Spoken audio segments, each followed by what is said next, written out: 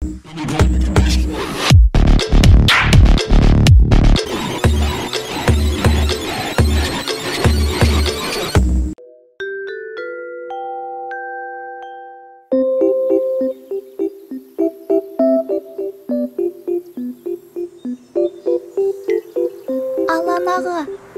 далаға шығып ойнасам бола ма? Жоқ, болмайды. Үйде болғаның дұрыс. Тиетін суық ақыры тиіп қойды ғой. Бұдан қатты ауырып қалмаспын. Данажан, ауруды асқындырып алмау үшін суықтан сақтанып емделу қажет. Аға, ал мүлде ауырмаудың амалы бар ма? Бар. Ауырмау үшін иммунитетті күшейту керек. Ол қалай? Адамды ауруға шалдықтыратын түрлі вирустар көп.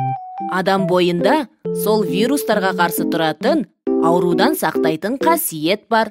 Соны иммунитет деп атайды. Адамның иммунитеті неғұрлым күшті болса, оның денсаулығы соғұрлым жақсы болады.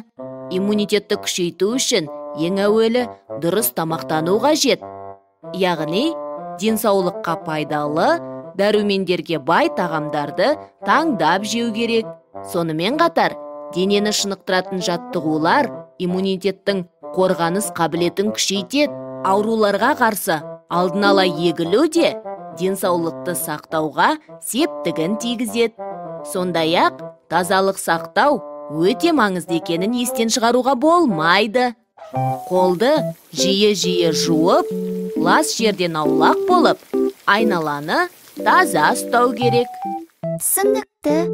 Денсаулығымыздың мықты болуы көп жағдайда өзімізге байланысты екен ғой.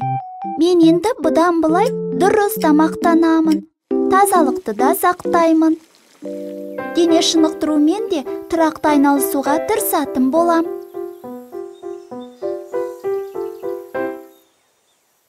Дұрыс, Дана.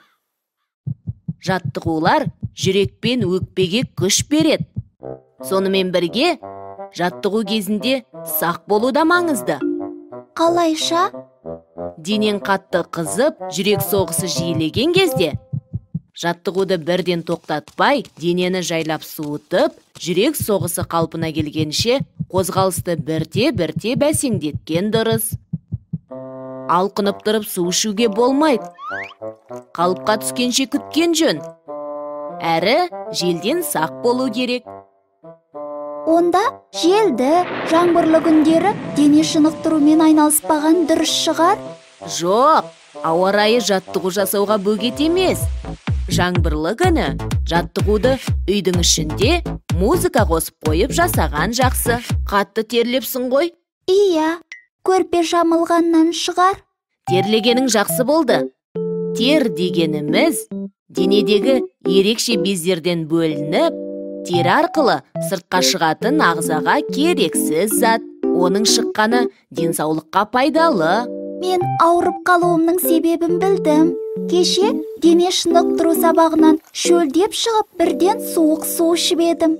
Данажан, бұдан бұлай олай істемейсің ғой? Жоқ. Сен жазылған соң саябаққа барамыз. Мен онда дәрімді уақытылы ішіп, тезірек жазылуға тырысам.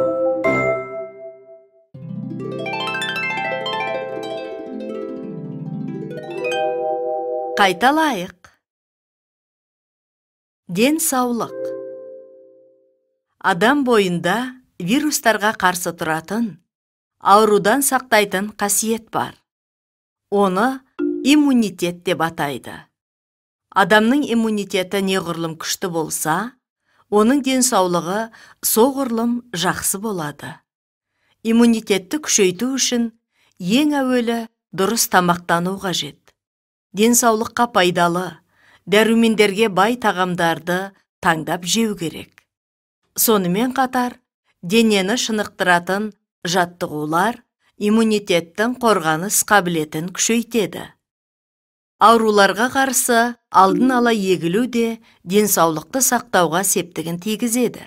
Сондай-ақ, тазалық сақтау өте маңызды екенін естен шығаруға болмайды.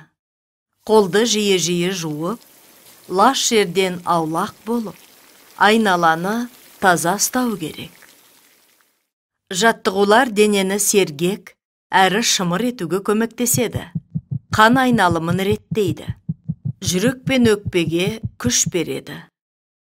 Бұлшық еттерді ширатып, сүйектердің қозғалысында реттейді. Дене шынықтыру көңіл күйдің де көтеріңкі болуына көмектеседі. Жаттығу кезіндегі қауіпсіздік шарасы. Денеге бірден көп күш түсірмей, жеңіл жаттығулардан бастап, денені қыздырып алу керек. Денен қатты қызып, жүрек соғысы жиілеген кезде, жаттығуды бірден тоқтатпай, денені жайлап суытып, жүрек соғысы қалпына келгенше қозғалысты бірте-бірте бәсеңдеткен дұрыс. Алқынып тұрып, су ішуге болмайды. Қалыпқа түскенше күткен жөн. Әрі желден сақ болу керек.